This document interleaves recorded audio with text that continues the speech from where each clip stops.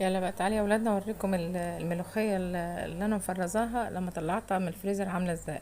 هنعمل على حبه اجنحه كده، وانا هوريكم بس الملوخيه، بس انا عامله حبه اجنحه كده اهو ونوريكم. يلا نبدا. بسم الله الرحمن الرحيم. اللهم صل على سيدنا محمد وعلى ال سيدنا محمد.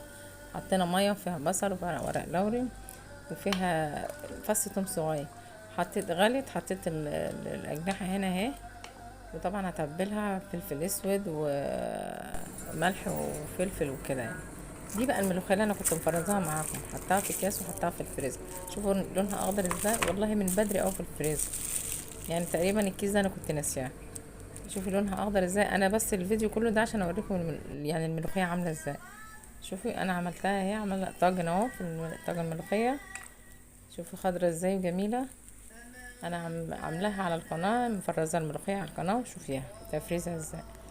شوفي انا بس حبيت اوريك الملوخيه الخضراء